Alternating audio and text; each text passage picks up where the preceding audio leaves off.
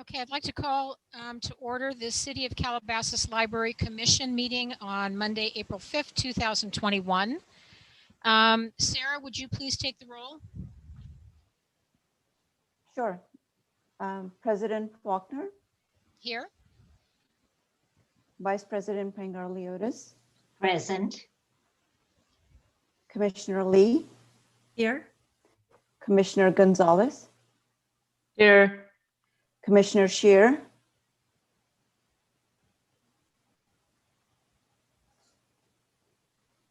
Commissioner Scheer,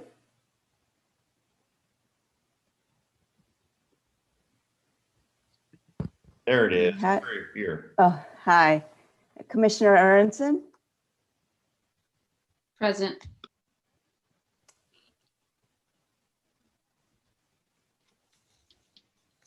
Olivia, would you be so kind and as Student Commissioner, I'm sorry, Student I'm Commissioner.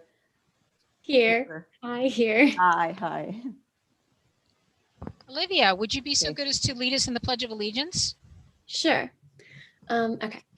I pledge allegiance to the flag, of the United States of America States and of to the America, republic for which it stands, one nation, under God, indivisible, with liberty and justice for all. just roll. Thank you.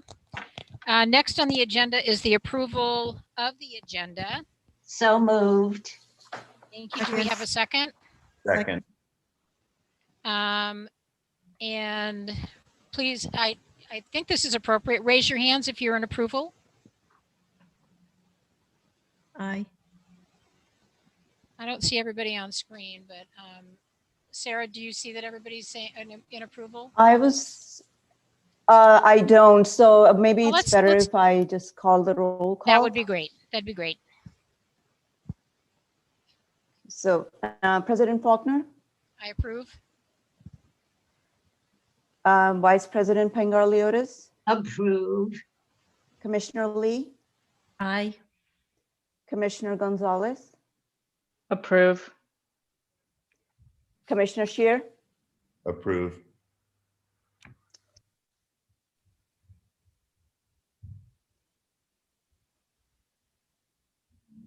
The agenda is approved. And now approval of the minutes from our January 4th meeting. So moved. Is there a second? Second. Sarah, would you like Roll to take the call. roll again? President Faulkner, I approve. Vice President Pangarliotis, Approve. Commissioner Lee, Approve. Commissioner Gonzalez, Approve. Commissioner Scheer. Approve. Next on our agenda is announcements and introductions, and I would like to start by introducing our newest commissioner member, Isabella Gonzalez. Welcome. We're very happy to have you here. Can you tell us a little bit about yourself and your interest in the library in the city of Calabasas? Oh, hello. I didn't really prepare anything, but That's okay. I love libraries and I just wanted to get involved and, serve the community. So How long have you lived in Calabasas? I just moved here fairly recently, like during the past year. Uh-huh. I have volunteered at libraries before, and I received I saw the tweet from City of Calabasas. They were looking for a library commissioner, and I didn't really know how competitive it would be or anything, but I thought, why not? Well, welcome. We're very happy to have you with us. Thank you. Does anybody else have any announcements they'd like to make?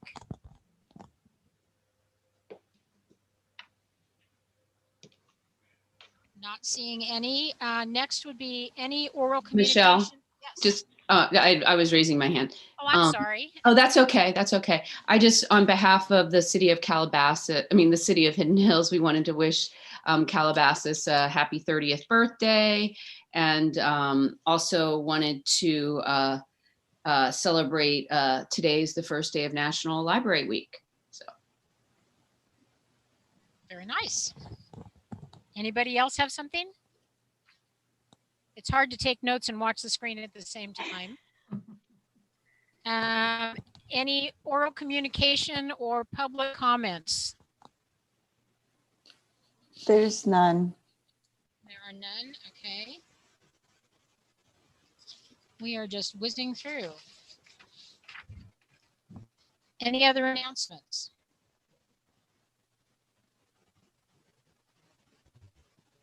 Okay, let's get right to new business then, and that would start with the library budget.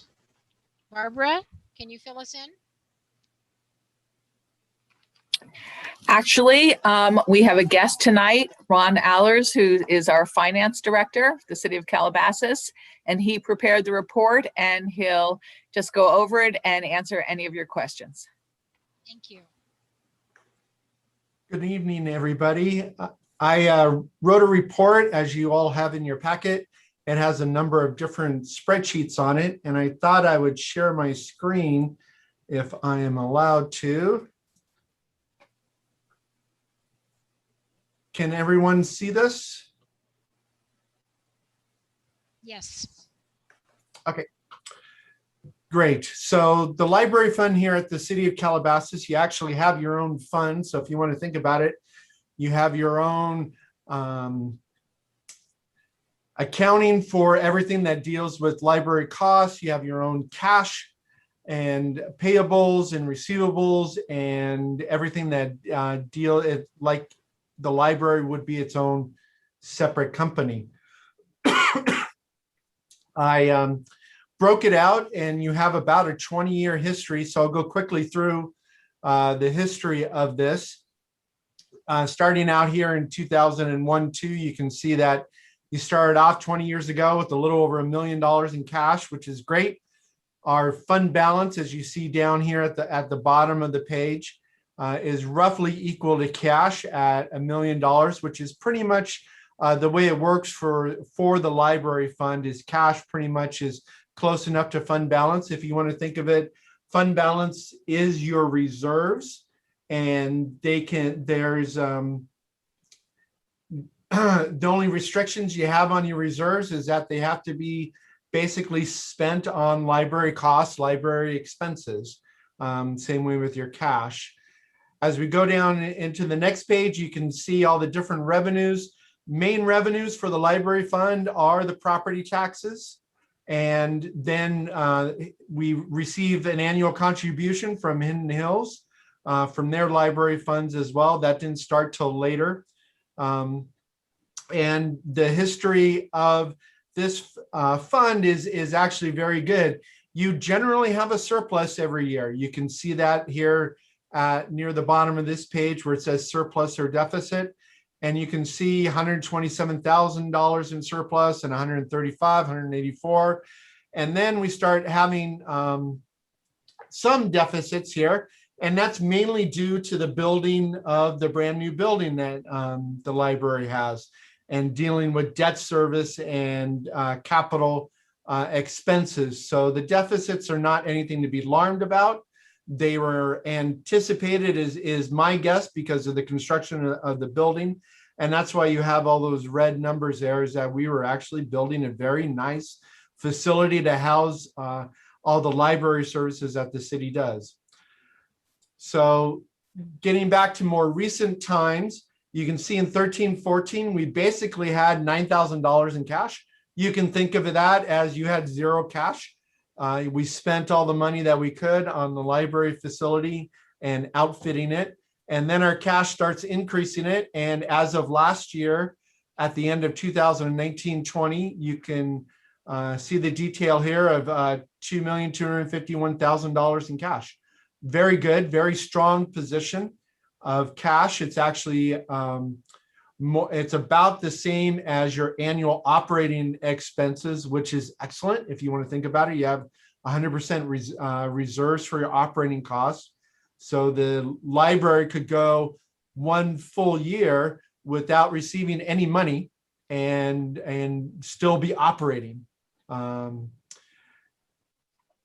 Liabilities, the liabilities here are very nominal, $80,000. And again, our fund balance or our reserves are closely matched with our cash, 2.3 million in fund balance versus the 2.2 in cash. So very close. You can see here revenues. We received 2.1 million in property taxes last year. We received $437,000 in a contribution from Hidden Hills. Thank you, City of Hidden Hills. And our total revenues was 2.6 million.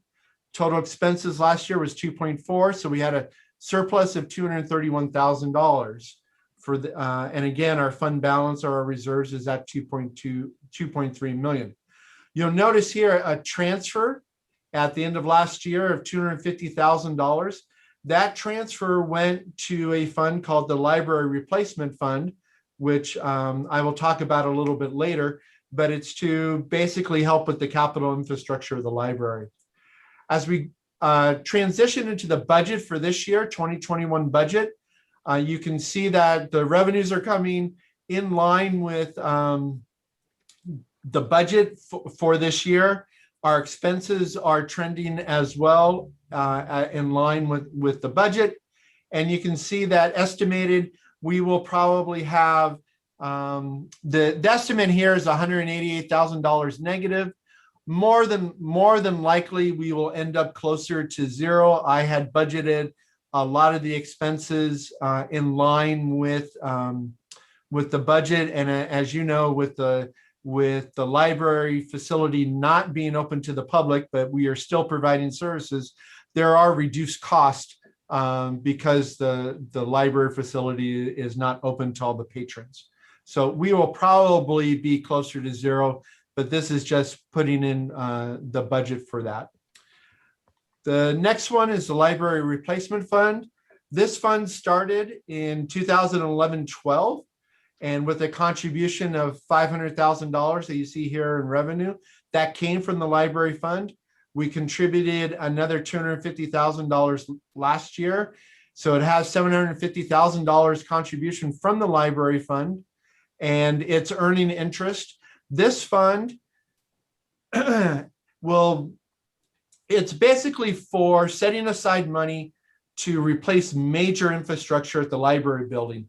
So think about your own home. Eventually, after 20 years, 25 years, maybe you're lucky and it goes to 30, you're going to have to replace your roof.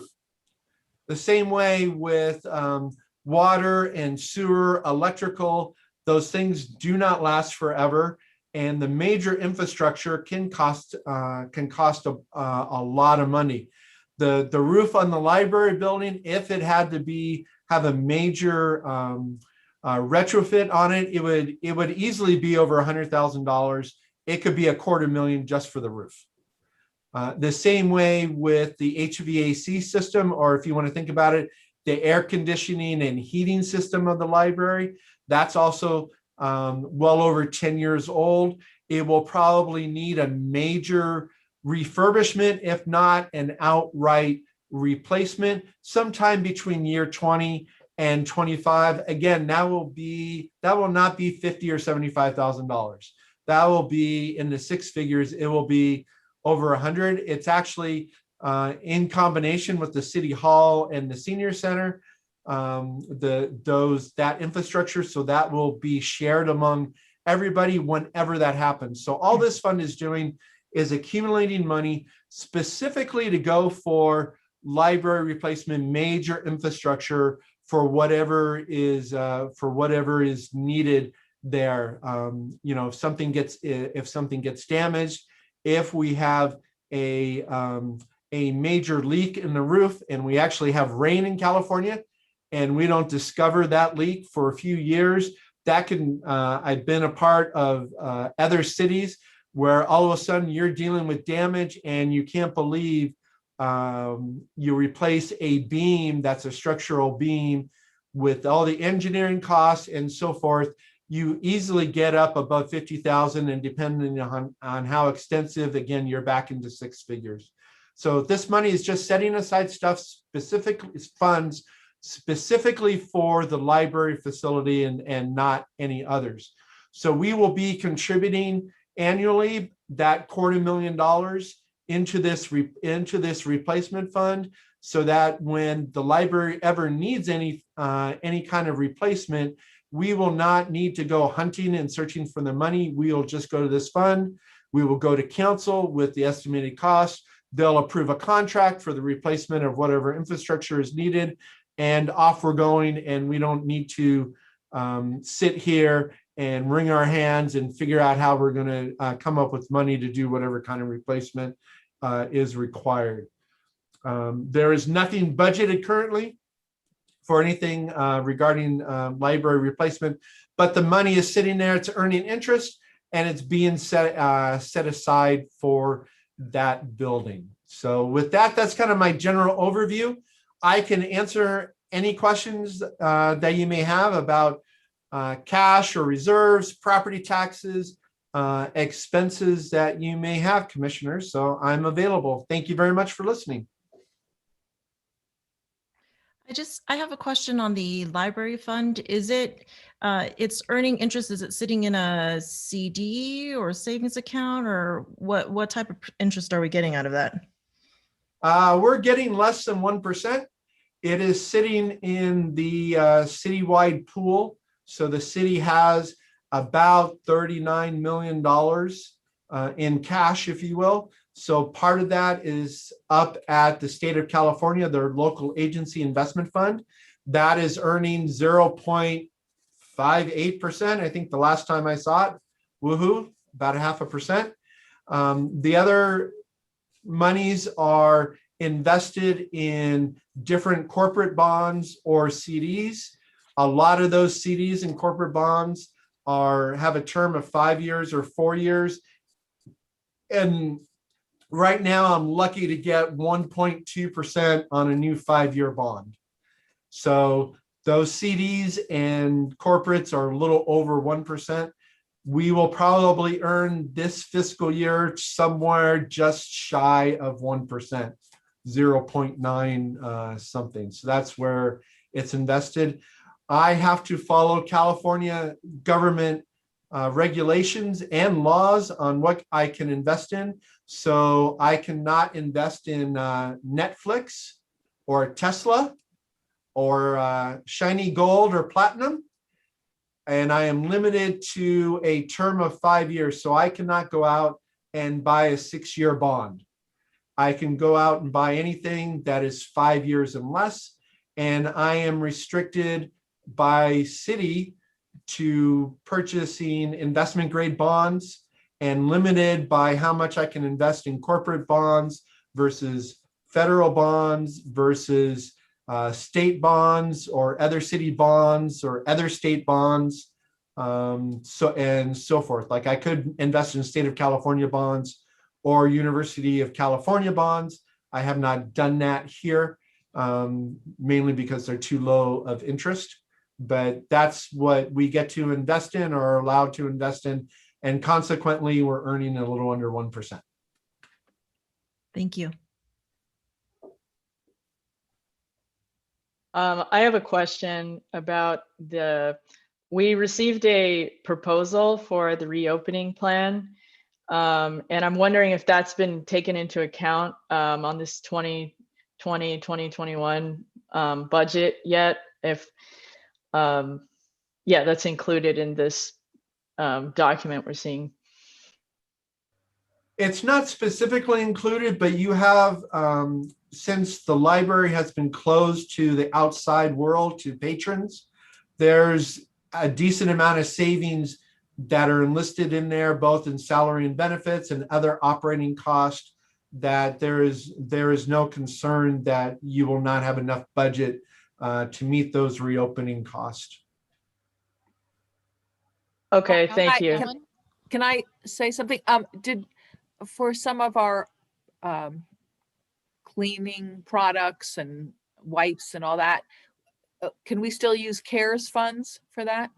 Yeah, you still budget for those, Barbara, and then we will deal with that with City Council at some future date. Probably not this fiscal year, but yeah. So very, very good. We are still using some CARES Act money, and if we actually receive the money from the federal government in late May, and then we can start using that, and we'll have those discussions with council when we talk about budget, hopefully in May.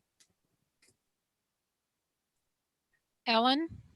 Yes, I have a question on page 4 of 4 on Fund 28.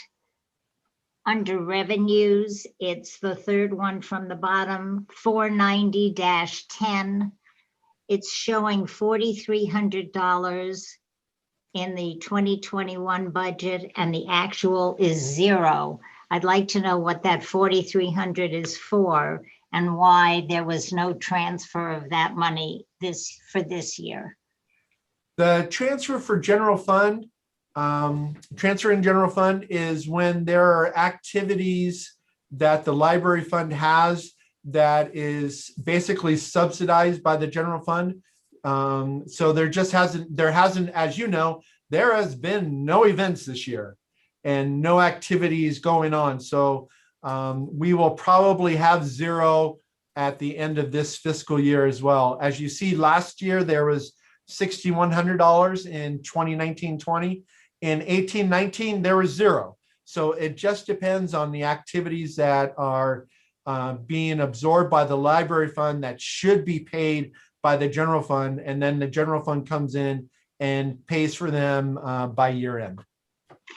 Okay, so then I have a question about it. I don't see anything in the budget that concerns the amount of money that the library gets from community services for the use of the Founders Hall, and the Senior Center and City Hall use the Founders Hall, especially the Senior Center, 2 to 3 times a day, 50 weeks a year, for approximately 500 or 750 programs. And I see no reimbursement to the library, which would cover air conditioning, heating, water, electricity, wear and tear on our furniture, and janitorial supplies. So how do we get that? And would that be under the indirect cost plan? And how does that get allocated? Because it's a big hit. Right, so you are correct. It doesn't look like there's any reimbursement going on. I do not know about the expenses in Founders Hall as to where they're actually charged. I do not know if they're paid for out of the library fund, as far as chairs and tables and all of that. And as far as the speakers and everything else, I believe, I just don't know if that's library fund or not. So I can't answer that question. It's library fund as a debit, because we're paying for all the use of it and we're not getting reimbursed for it. And it's not a library thing. It's a senior center thing, or it's a city hall program, which is insignificant compared to the senior center. And I'd like to know why we're not getting funds from community services. Good question. I do not have an answer for you. I hope you can get it before you bring the budget to the council. More than likely, library fund eats it. Yeah. Well, and so then you're talking about under the COP with the library, we're paying $780 a year for that. And then we're paying for 500 programs with all the things that I listed previously. And then you're talking about 250 to the improvement fund. It's a big hit for the library budget. And so if this is a way we can save some money, so eventually we'll get the third librarian that we were promised if we scrimped and saved, and we scrimped and we saved, and we still don't have the third full-time employee as a librarian. And we've been dealing with 2 since 2009. I hate to say it's not fair, but it's not fair. I don't know how my fellow commissioners feel about it, and I'd like to get their input, but these are the facts. Barbara, I thought we upgraded a part-timer to a full-time librarian last fiscal year. Supposed to, but we never did. I mean, we never got the funding for it. I think when Gary was the city manager, we talked about it, but then it didn't happen. Okay. Okay, and maybe that's what I'm remembering the discussions about it. Okay. Yeah, and the only other thing I'd like to say has to do with, since we're going to apparently pick up under the indirect costs or the allocations by department, under communications, I need to know if we get charged for our commission meetings, does that also happen with the Historic Preservation Commission, which is under planning, or the community services, which has pre under it? So I'm wondering how that'll work out with allocations, or we don't know about it yet. All those other commissions are paid for out of the general fund, Ellen? Right. And they're having meetings a lot more than we are. So I just want to make sure that we don't bear the brunt, as we are doing right now with the senior center programs, for things like communications. No, There are things not. that communications does for us, but I mean, we're having 3 or 4 meetings a year, so. Right. No, you're not, Ellen. And to go back to, to the comment of, use of the Founders Hall, yeah, it is the use, but it is in one sense minimal, because it is electricity and water. It's all those, it's that infrastructure of it, but it's also hard to tell because there is not a separate meter for water and electricity on library. It is split up based on whatever formula was determined years ago for the split on the actual bills. Well, then maybe we have to update it since we now have the senior center, because the one example I can give you is there's a fabulous art history class, and there are 160 people in it. And if it's an air conditioning day, the air conditioning has to work a lot harder than if they're not there. And if it's a heating day, it's the same thing. And if it's use of the facilities, it's the same thing. 160 people use a lot more than 4 or 5. So I'm really concerned about this. Right. And again, I'd like to hear from my fellow commissioners and see how they feel about it.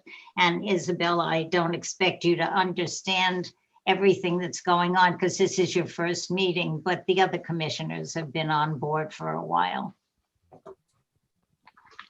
I share Ellen's concern, and I think something needs to be done to figure out how much those events from the senior center are costing and somehow get things reimbursed. I don't think it's the library's job to provide all of those facilities for them. So I'm in agreement with Ellen. Mark, you had something to say earlier? Yes, a few things. Forgive me if I'm a little cranky about this, but this is kind of my area, this in construction management. So item 1, the $1 million balance that you said was reserves, I think it was cash balance up at the top, is, to my mind, that's not reserves. What you mentioned with the library replacement fund, I think it's called, that's reserves. But the $1 million, unless some of that money is transferred to the other fund, replacement fund, that's not reserves. What would you call it? That's just fund balance. It should be moved to reserves and increase that, which leads me to one of my other issues, which I've brought up many times before. And maybe we don't do it in government, but a reserve study. Most other facilities do a reserve study. We don't know what the proper amount of funding is for the components of these buildings. We can just guess, and I don't think that that's the right way to do it. Whereas in other buildings, every component is broken down into its life and costs, and you can plan for a better reserves. And now that we have you, maybe that's something we can look at. So again, so that to me is not reserves, but the other fund is reserves. That I agree. And I don't know if it's possible or if it's just another little aggravation of mine. But CalPERS percentages seem to, at least they put out there this rosy picture, but the reality, of course, the funding isn't there. But can we invest in their vehicles? And if so, are they even worth doing? Do you know offhand, Ron? So, yeah, I'll try and make this somewhat short. So the city has an unfunded liability of about $8 million that we owe PERS for retirement cost. So we can send additional funds to pay down that liability. So that's a liability that's not reflected here on the library fund. We do have library staff that are in the CalPERS retirement system. So that liability is just not broken out into each individual fund based on the number of employees. So to answer your question, yes, we can send up some of these library cash up to CalPERS that would then pay down that, reduce that liability. So we would be the beneficiary of that investment strategy, because in the future, then the CalPERS cost that the library fund is paying for the library staff would then be reduced. So you would see a reduced operating cost to CalPERS in the future if we would make an extra cash contribution. So we are working on that, and you are correct. If the city would do some kind of contribution, the library fund would pay for its share of the number of personnel that it has versus the total city personnel. And then we would receive reduced operating costs in the future from CalPERS. So it would be a city package rather than just a library. Correct. I cannot divvy it up really by fund, because the benefit flows down to the city as a whole. So I would need to send up one check, call it $4 million, and the library fund would, say it's roughly 5% of that. So it'd be a $200,000 contribution from the library fund to pay for its share. I'm guessing at the 5%, it's probably around that as far as staffing that's CalPERS related. Okay, thank you. That might be something to look at, but you're dealing with the city, I suppose, on what it wants to do with that. So it's not much you can do. What about, let's see, can we do anything about transfer to the general? I'm just made notes during it, and forgive me. Something at least on the budget.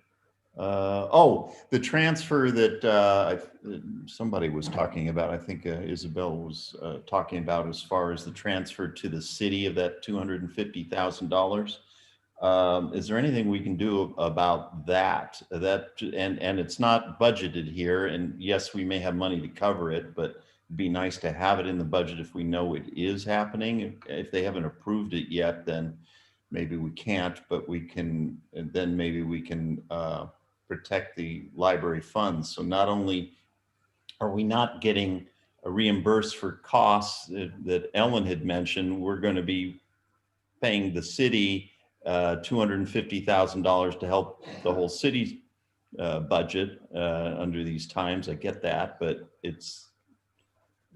we need it too.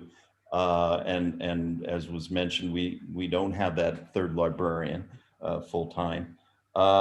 So is there anything we can do about that? And the last item I have is, would it make sense? It can be done. We do it at homeowners associations and put sub meters in and divide the utility costs then to the proper to the user. So that's some other method other than just changing the formula, how much the library gets charged for things. It could actually be recorded exactly as it is. Right. Yeah, we could look at that. My analysis when I've done that in other cities that I've worked for is that the cost is not worth the expense is not worth to have it be actual when it actually comes down to it and we look at it and it's just like, and we were close enough. So why did we spend the extra cost? But I understand your comment and understand the need for it to be as accurate as possible. So the water meter, probably not. The electric meter could be done. So to answer your question about the indirect cost plan, which is what I'm thinking you're referring to, is that we are currently in a study right now to determine how much each of these operating funds use of all the administrative services. So for the last 20 plus years, the library fund has received free check paying services because we have not charged them a portion of our accounts payable staff for all the checks that we write on behalf of the library fund. The library fund receives free accounting services because all the accounting staff is out of the general fund. Library fund receives free services from city council, city clerk, city manager. All of that has not been charged. So there's a study that's currently going on that will determine an allocation that all of the operating funds of the city should contribute to the general fund. You're not the only one. Tennis and swim receives all those services for free as well as a number of other funds dealing with streets and transportation and transit and the like. So that study hopefully will be done in about 2 months. We will then go to council with the results of that study, and the council will determine how we move forward. Maybe the first year we don't charge 100% of what we should, and we only charge 50%. Then the second year we charge 75% of what should be charged, and then the third year it's up to 100%. Or the council says we're just going to start charging 100% because all these funds have been receiving free services for 20 plus years as it is. So this is a proper way to account for all the cost that is going on. And yes, I hear you, Mark, and I hear you, Ellen, on, well, then we should, then the library fund should be reimbursed when there are programs going on in Founders Hall or whatnot. And I will tell you that usually that doesn't work. The general fund does not usually reimburse other funds for the services that it provides, because even though we do this indirect cost allocation plan, usually the general fund is the fund that is hurting for money. So usually the direction doesn't go the opposite. So doesn't mean that can't change here. I'm just giving you a history of other cities that I have worked for and the rationale that has happened. So, but that indirect cost plan will go to council. They will see it, and then there will be a determination on what charges actually go out. I will tell the entire commission that you will be shocked at whatever that number is. Okay, and you will not be shocked by how I have low something it I'd like is. to add. If that's Just okay. 1 second, Britt. The last time you talked about this, you told us it would cost us between $150,000 and $275,000 for these services. And I just want to ask, this is just for a point of interest.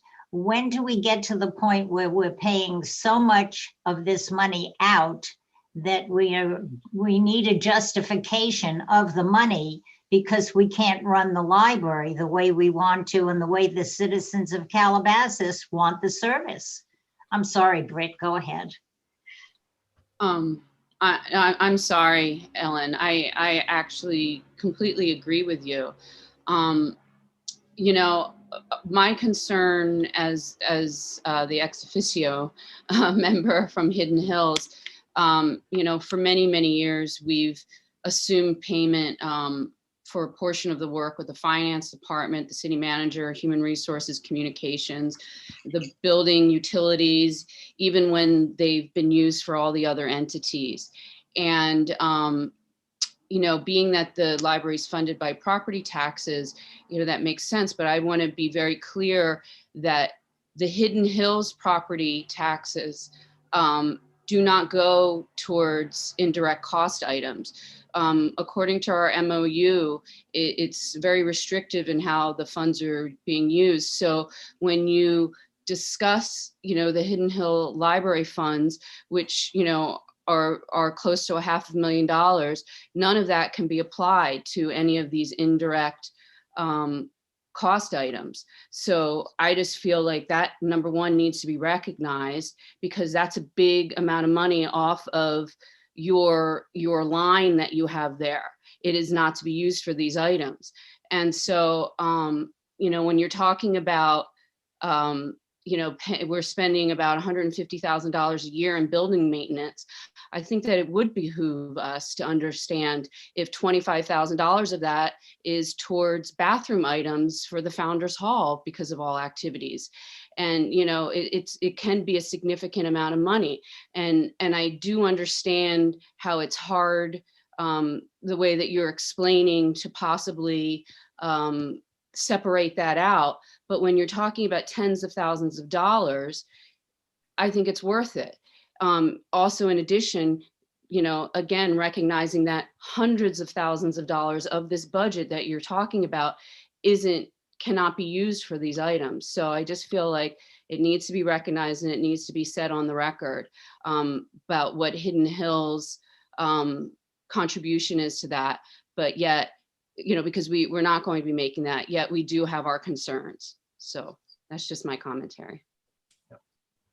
Britt, I've read the MOU between Hidden Hills and the city of Calabasas, and understand the restrictions on the Hidden Hills funds. So yes, so the Hidden Hills funds will not be used for this indirect cost allocation plan as per the MOU.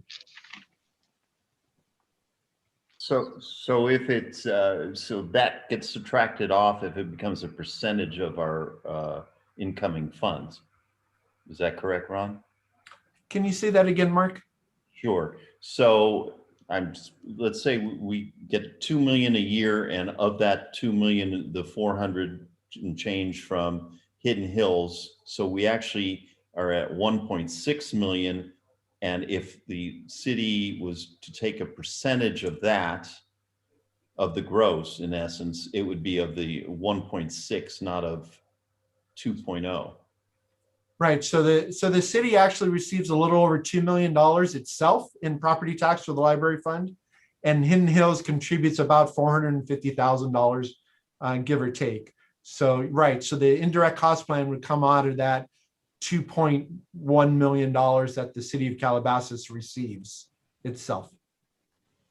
Okay, and one last question. We only have what, one enterprise fund, which would be the swim tennis center, is that correct? Wouldn't they be charged at a different rate than those departments that are serving the public in essence, at no cost to the No. So each fund will bear its own cost. So you're correct, we write more checks on behalf of tennis and swim than we do library. So tennis and swim will pay more for our check writing services. They will pay more for our payroll services because, as you know, there's probably 50, 60, maybe a little bit more part-time staff over at Tennis and Swim versus the library staffing. So you're right, Tennis and Swim will probably pay a decent amount more than the library fund, just based on operations and how many services they require out of human resources and finance and city clerk and city manager and so forth versus the library. And everything is going to be based, we are counting number of paychecks that are written to library staff versus Tennis and Swim staff versus our public works staff that works on landscaping and engineering and transit and transportation. We actually count paychecks, and we're counting accounts payable checks as well for each one of these funds. And that's how it's going to be divvied up is number of invoices, number of checks, number of payroll. Same way with city clerk, it's number of items that go to the city council that are on behalf of the library fund versus Tennis and Swim versus the general fund and so forth. It's not just wishful thinking. We're actually doing a decent amount of counting to determine how to divvy up these costs. So how does this affect the things that we do, like paying 60% of an IT person or 15% of an HR person or 40% of the janitorial for 2 FTEs and whatever for a part-time? Does that get affected by this program also? Correct, Ellen. Very, very good point. So we will be looking at that as well as to determine what are the real cost of the library of these services. So that's a part of this study as well, is those allocations from the building maintenance staff and the communication staff. So does that mean when we're paying for 60% of an IT person's salary, that we should keep track of the number of hours a week that we're actually using them? The communication staff is I believe, is doing that. So it's a part of this study, though, as to how that allocation is actually going on. So we are looking at that because we heard that from the commission last year, as well as Barbara has continued to remind us about that. Ron, is there a minimum in terms of what we're supposed to have in our ending fund balance? I know, top of the wish list is to get our 3rd full-time librarian back, and at minus the Hidden Hills number at 1.8, we should be able to afford that. Is there, and some years, way back in 2013 were negative. Is there a certain number that we need to reach so that we can go ahead and spend that without having to jump through the hoops to get that employee done? So just a reminder, it's city council that allocates the budget. So it's up to the council to, staff presenting that budget and then council approving that. I like to see about a year's worth of expenses in your cash account. So you are very close to that. So your budget is about 2.4 million, 2.5 million, and your cash is over 2 million. So you're really close to that dollar amount. So that if you can, we can see. And so it's so different with the library facility being shut to the public and everything else that has been going on this last year. So we'll have to see what we do this year in the budget as far as your need for a 3rd librarian. Ron, and one more question. Is the city the only game in town? In other words, can we we don't like the amount that the city wants to charge, can we go to a payroll company and check paying company? Short answer, no. So good question, Mark. It's just, yeah. Go ahead. So Sorry. Although I'm new, I just want to say that I support the passion and frustration expressed by Ellen. Just as a citizen, I've been noticing, a lot of, not just here, I mean, not really here, but, other places I've lived where the library was not really recovering from the 2000 or barely recovering from the 2008 crisis. And there's this new crisis, and I'm sure general funds are, I mean, I don't know the specifics of Calabasas budget, but it's definitely a concern I have that in general, it just seems like I don't want the library to have to be doing more with less, being charged new fees and transfers, and still maintaining these costs with sharing the Founders Hall and City Senior Center. And so that it's really just a comment. Thank you.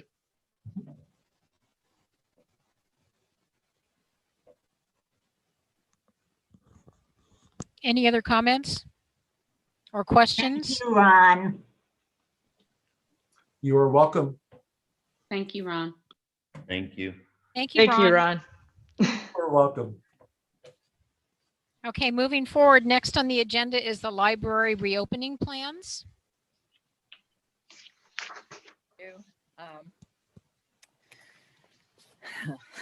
It's interesting.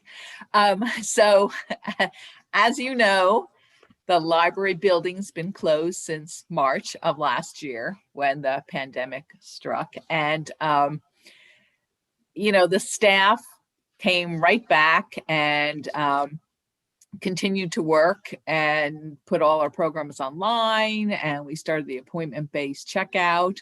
But now, if you'll see on your attachments that the County of Los Angeles Department of Public Health on Monday, March 15th, said that libraries can in fact reopen now. And also included as an attachment was our original reopening plan proposal, which I think we published April of last year. So it's been a full year. We thought, I have a joke in the library that we had a display in April for National Poetry Month, and we never changed it. And I kept saying to the staff, as a joke, we'll leave it because we probably won't open till next April. And who knew that a year later it would be true. So the staff, we looked at that original plan and we looked at the county plan, and we decided, to kind of tweak both of those. And I didn't put together a whole new proposal because this is kind of a work in progress. It's we're thinking about it as a phased reopening. And we chose the date of April 13th because it's the day the Las Virgenes school kids come back from spring break, I believe, on the 12th, but we're closed on Mondays. And then the Los Angeles school district is starting to open again. And I think they have April 13th as a day that, I think they said today that kindergartners and first graders are going back April 13th. So we're looking at that date to open up, but we want to do it again in phases. And we thought about, I think the county says 50% capacity, but I think we want to try and start at 25%. Usually sometimes I go around and count people in the library during the afternoon, and usually we have about 100 people at a time.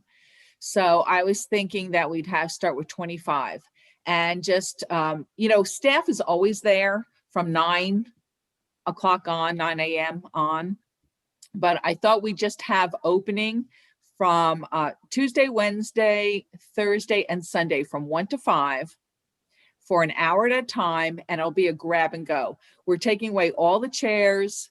We're blocking the story time. area, and we just want people to come in, get their books, their physical items, check out, and let other people come in.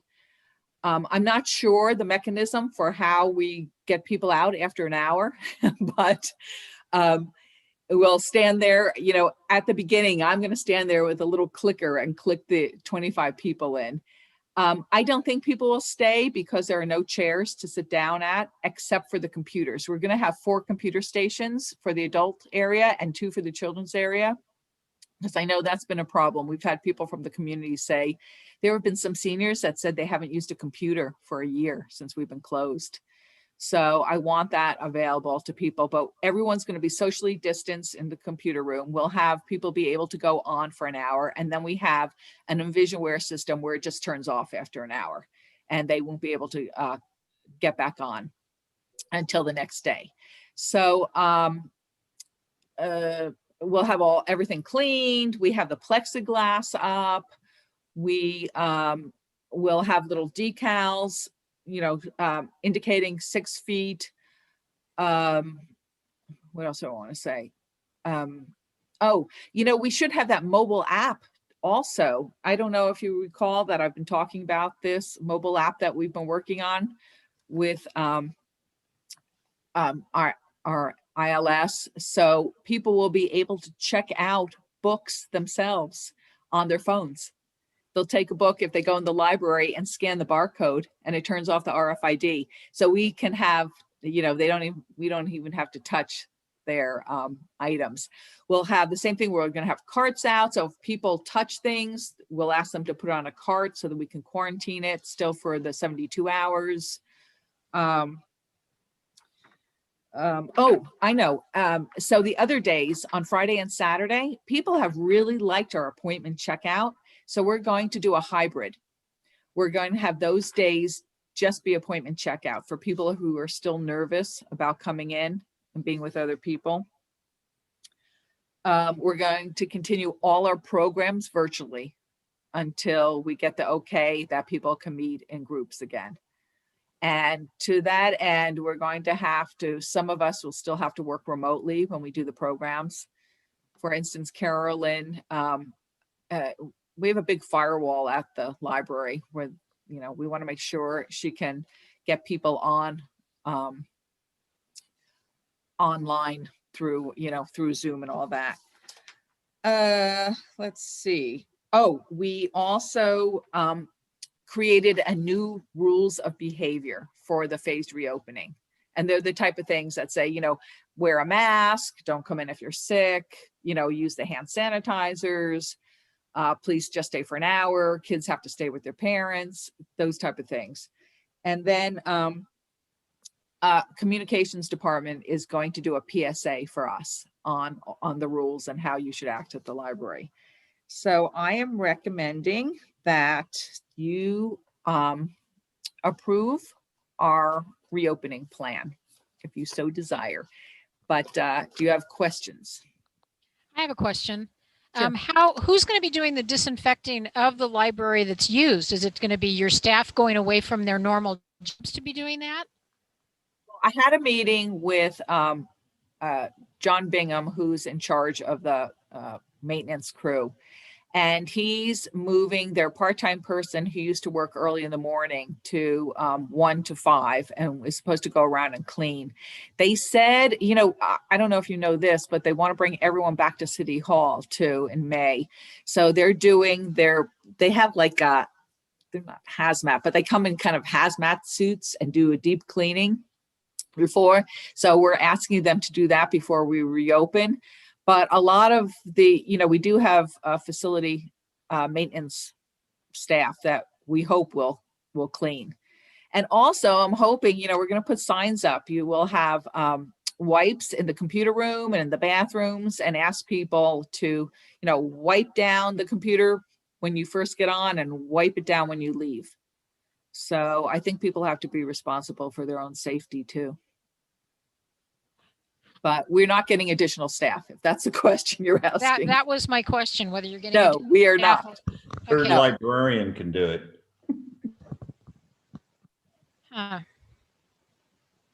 And, the library is super dusty too. It's, we haven't had the doors open in a year.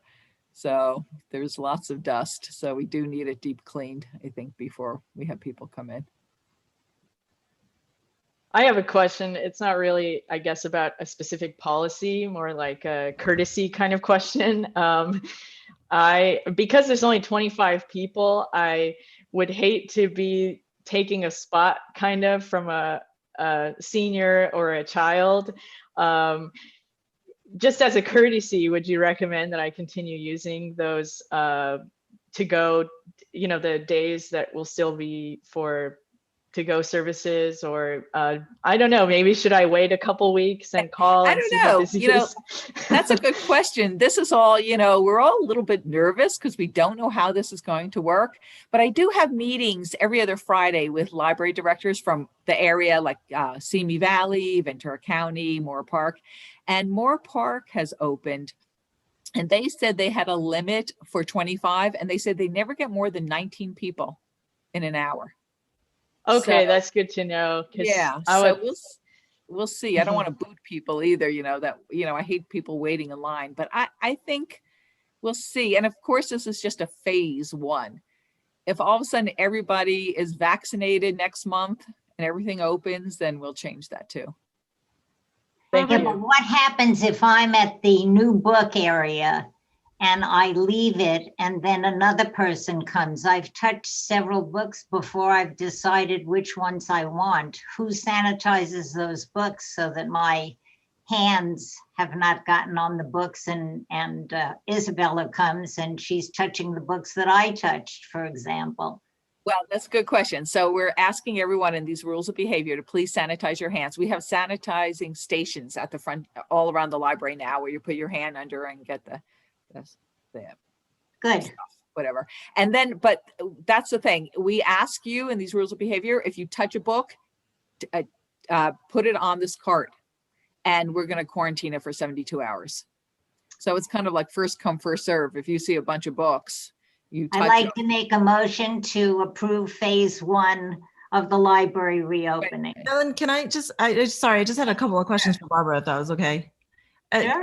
So are we doing there's not gonna be reservations because the book pickup right now is reservations. Well, we'll have reservations on Friday and Saturday. Okay, but the grab and go, and you're gonna do it by hour, or is it gonna be like one in, one out kind of thing? No, it'll be up to 25 for the first hour. So I'm going to stand at the door and click 25 people in. And then say someone's like number 26 and they're waiting, and the first person that's in there leaves after 10 minutes because they just get what they want. Can the next person go in? Okay. Yes. Yeah, for sure. Like I'm guessing like they used to do at the grocery store. And Right. I think they still do it at Trader Joe's that way. They see people go in and out. There's someone who stands at the door. And I mean, we really don't have the staff for this. That's why we're having the limited hours. Right. And no because- temperature checks. We're just going to do masks and sanitizer. Yeah, you say yes. No, What'd you say? no temperature checks. We're just going to do. Oh, no, but we're going to have signage. So the county Department of Health says you either have to do temperature checks or signage. So we'll do the signage and say, please don't come in if you're sick. Right. I mean, for what it's worth, I mean, I've been to Barnes and Noble several times through the pandemic, and we're touching all sorts of books and putting them back. Yeah. So, it's funny. Everyone has a different level of comfort with that. right. I think if, like if Ellen was there in the new section and she touched a bunch and then she put it on the shelf and it's quarantined for 72 hours, I would be giving Ellen lots of dirty looks. Right. What if I was like, no, don't quarantine that. I'll risk it. Yes. You know what? We'll have, with the shelf is going to be out. We'll have a cart. We'll have a cart that says these books have been touched by other people. It's up to your level of comfort. And the same with cleaning. If you're like, I don't care using a computer if somebody else did before me, and I'm not going to sanitize it. It's even now, even before the pandemic, we had wipes at the computer stations. So people clean off the keyboards because they don't want to touch a keyboard that someone else has touched. So I'm hoping people will do that themselves. And then we'll have the facility staff, maintenance staff come in maybe every hour and do kind of a wipe down. Thank you.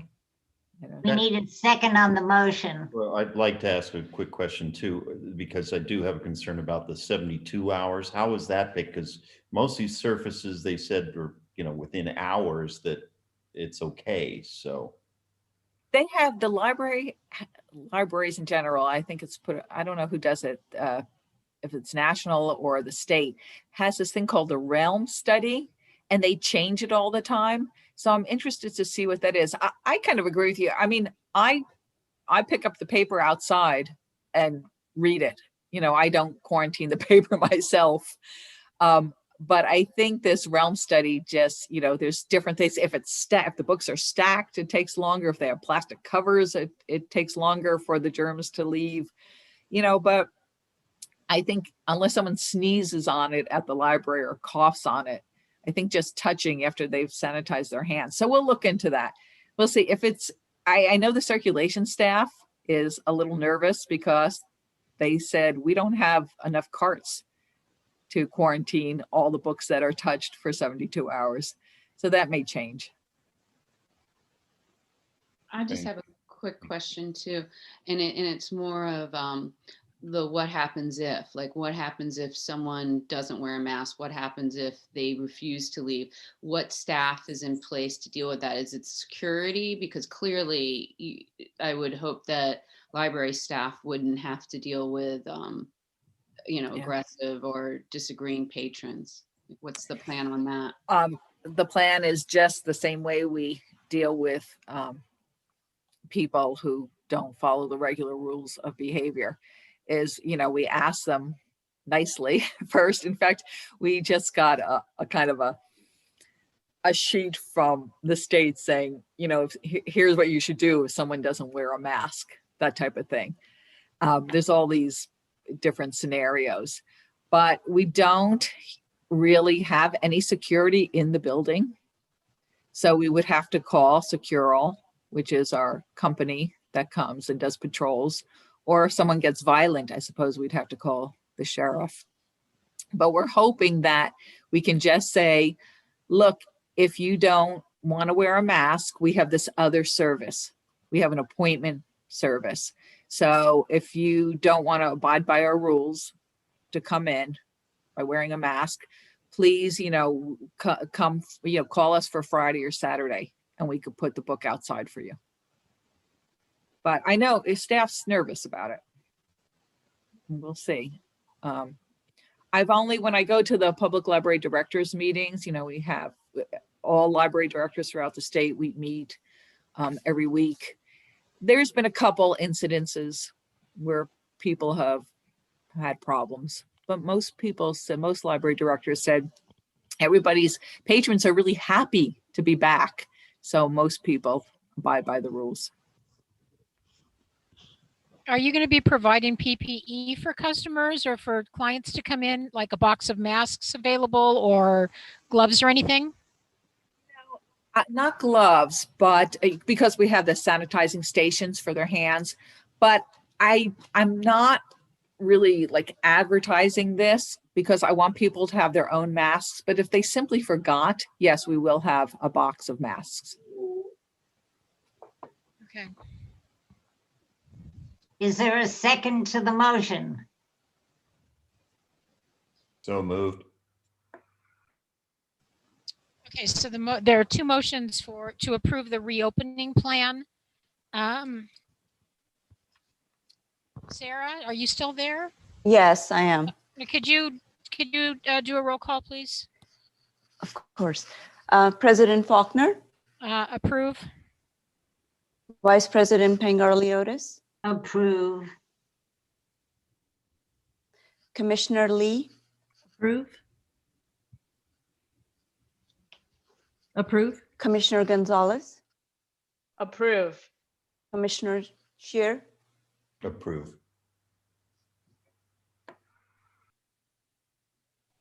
Okay. Before we go on to the city librarian's report, I'd like to give Olivia an opportunity to present anything that the youth have been doing.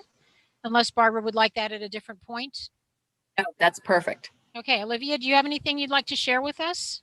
Yeah, I don't have a lot to say, just that we're still offering Study Buddies tutoring online, and it ends on May 18th. So parents can sign up their children or kids or anything on the website with the updated Google form that has the new dates. It's on the City of Calabasas library calendar of events.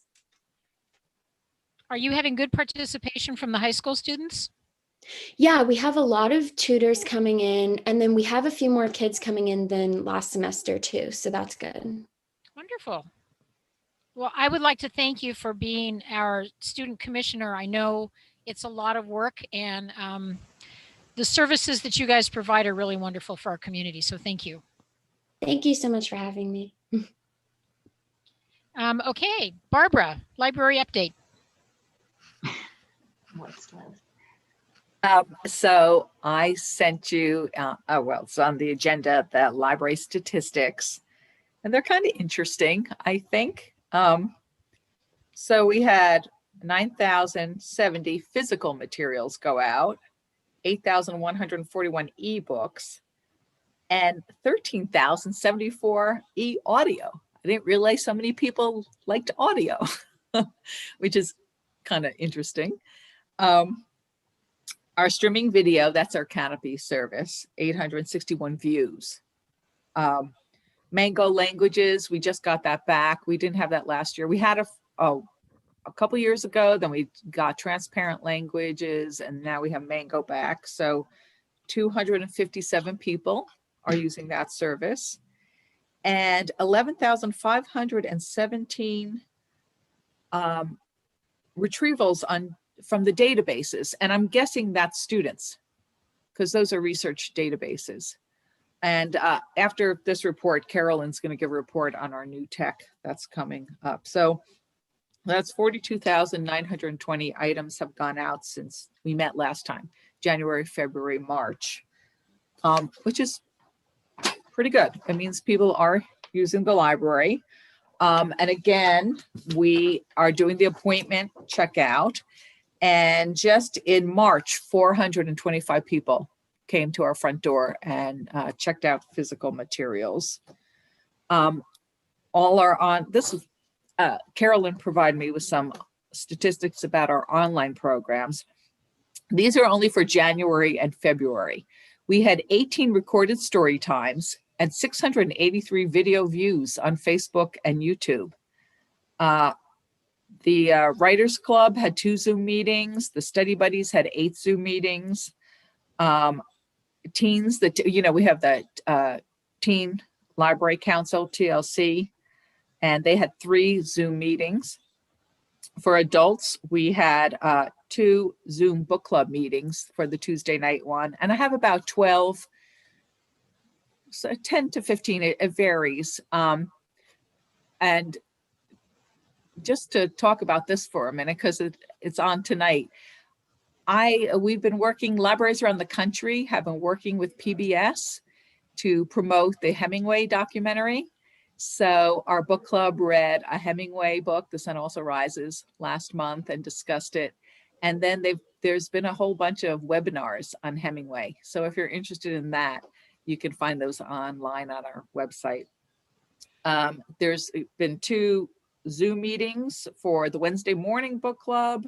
We've had the Film Fanatics, a Friends meeting, and we had 101 Facebook engagements for the adult programs and 1,612 YouTube clicked views, which I think is interesting. And we also we're right in the middle of our Spring into Creativity grant program, where we have, if you don't know, we have art programs every Wednesday from 1 to 2. You can sign up on our website, and we give away free kits to the first 15 people.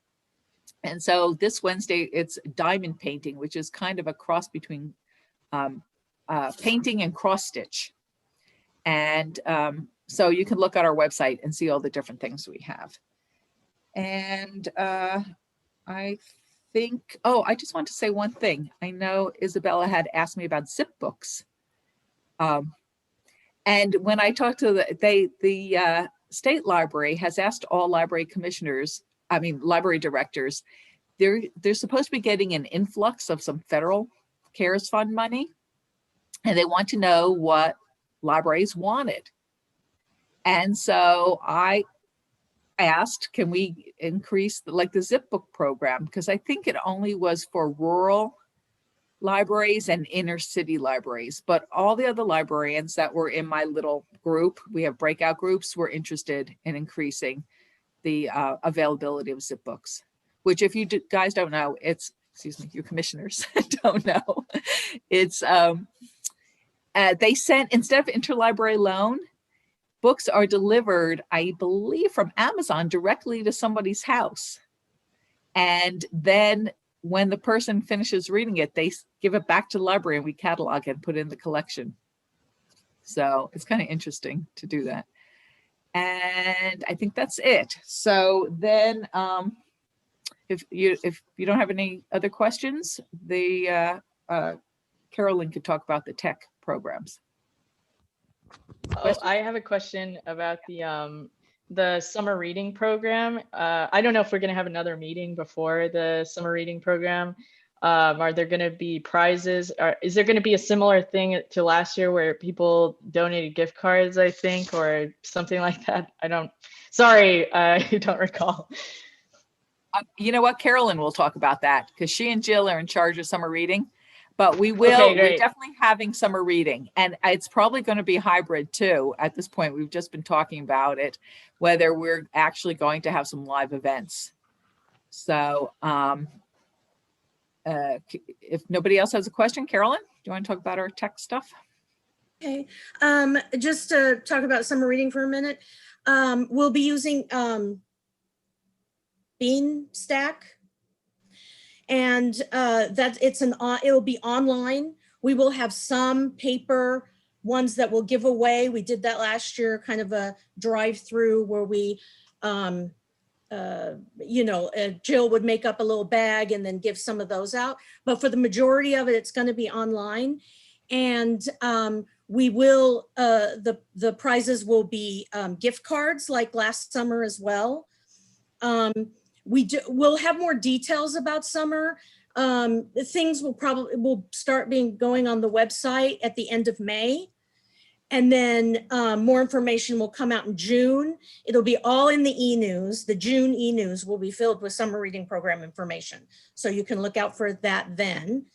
And also just to mention what Barbara said about Hemingway, the Film Fanatics this month are going to be discussing the Hemingway miniseries on PBS. So if anyone is interested and wants to join us, the information is on our website as well. I am Carolyn Stewart, the senior librarian, and I'm gonna give, we've got a few new databases, digital services that I wanna make sure you guys know about. We have 2 new genealogy databases, Ancestry Library Edition, and that is available at home for a limited time, free during this pandemic. It is usually services only available in libraries.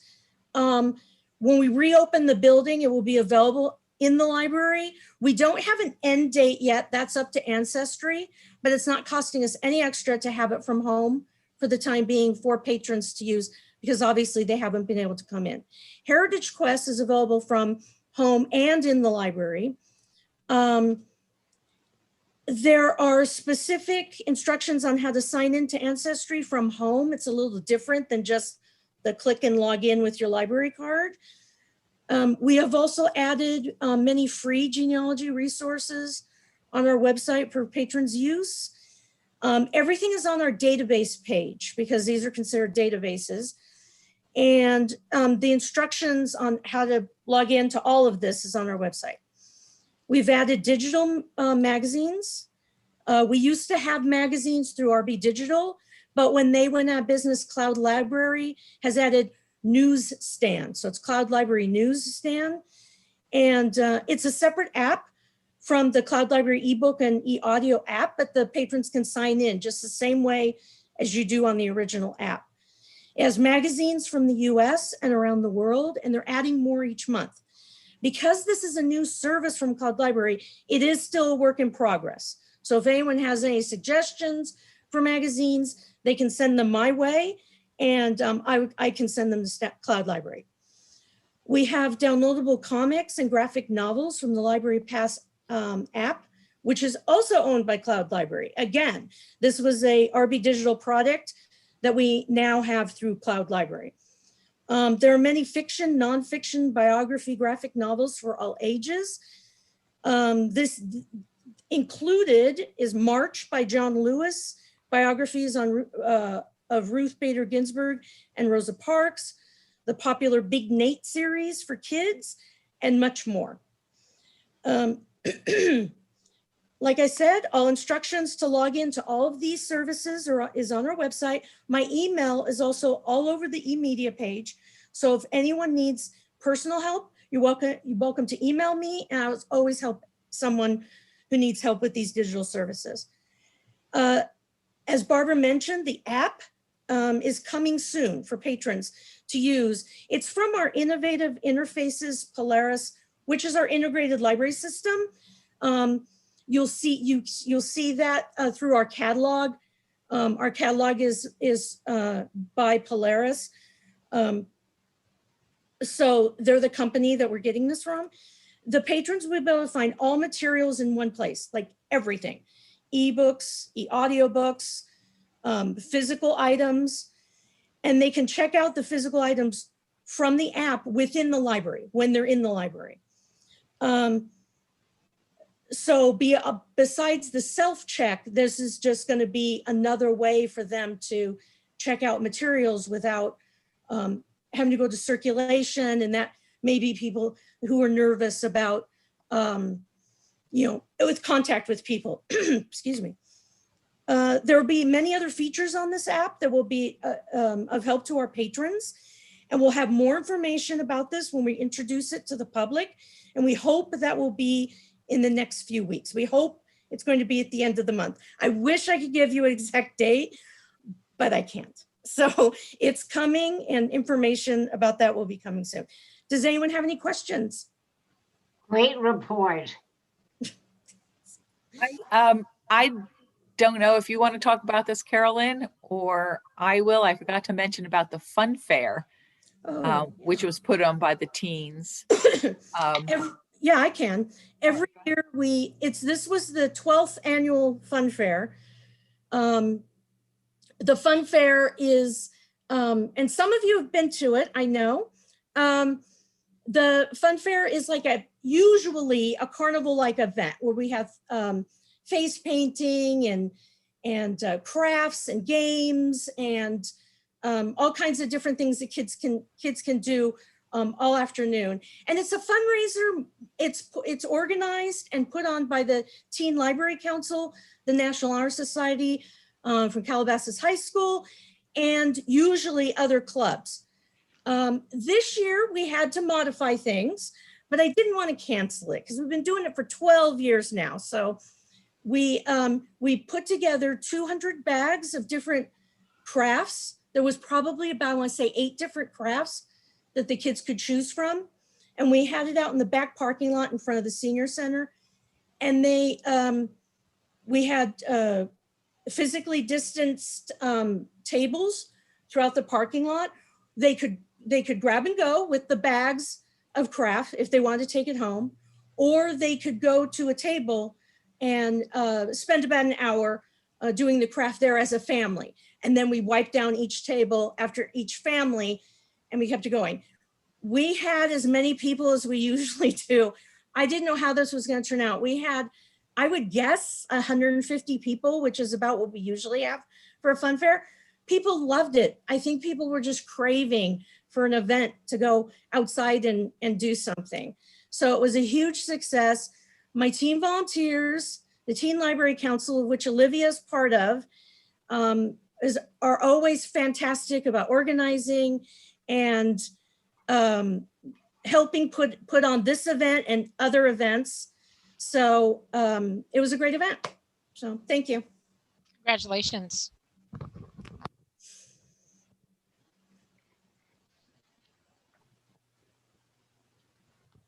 Anybody else have a comment or question concerning what was just reported? Nope. If I may, Yes. I just feel like I have to just talk about a little elephant in the room between Hidden Hills and Calabasas. And I just personally want to thank Carolyn and all of, Olivia and all of the high school students. In the past, I have attended the fun fair with my nieces. This year, because of COVID, I wasn't able to. And I heard about one of the resident of Hidden Hills who was very rude and unkind to the staff and the volunteers. And as a resident and a longtime library commissioner, I just want to apologize on behalf of that person. And we've tried to, through our city, tried to, explain to this resident the limitations of our funding and everything. And I would just certainly hope that in the future this wouldn't happen again, because this is just such a wonderful activity. And, personally, I've loved it in the past. And so I can't imagine why anybody would complain about it at all. And I just, wanted to apologize on behalf of that person. Thank you. I don't think there's need for an apology. I think it's just an odd year too, with COVID and the quarantine. People are just uptight about things. So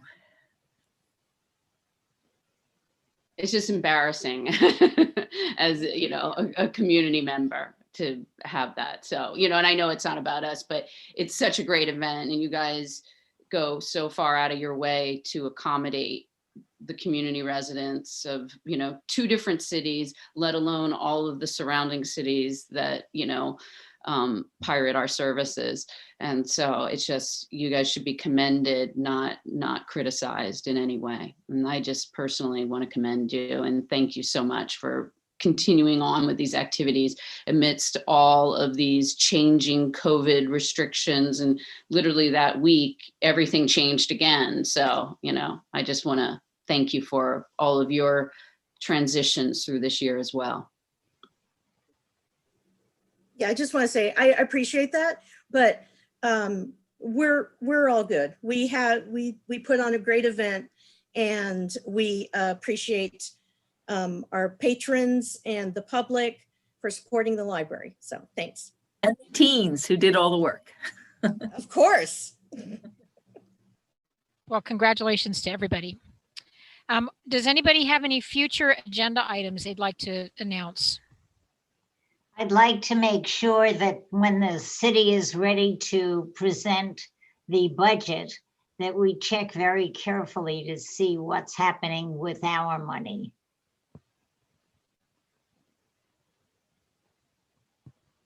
Okay. I would like, when we meet again, to hear how the reopening has gone. I personally have some concerns for all of you as far as cooperation from the community. I'm hoping that they will cooperate and be thankful and appreciative. So I'd like to hear how the reopening has gone, which I'm sure, Barbara, you had planned to tell us anyway. Anything else? I don't know if you know, but our usual commission meeting would be the day after 4th of July. So Sarah, is it July 14th? Sorry, it's July 12th. It's Monday, same time. Anyone have any objections to that? Barbara, we can't hear you.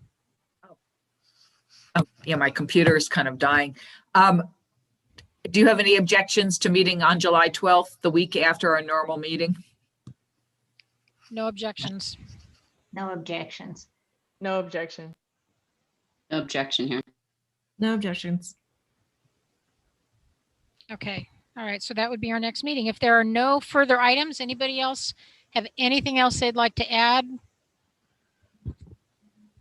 Okay, then I can't wait to browse. I would love to return in person.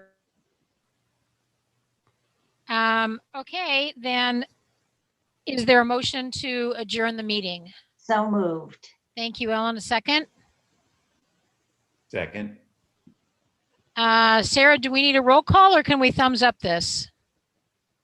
Let's stick with the roll call if that's okay, Okay, with everybody. President Faulkner, I agree. Vice President Pangaliotis, Aye. Commissioner Lee, Aye. Commissioner Gonzalez, Aye. Commissioner Scheer. Yes. Thank you, everybody. Thank you, Michelle. Thank you. Thank you. Great job. Thank you. Welcome, Isabella. Okay, see everybody on July 12th. Welcome, Isabella, and thank you, Olivia, for all of the work that you're doing on behalf of the city. And of course, Barbara and Carolyn and Sarah, to the whole staff. Thank you. You're much appreciated. Thank you.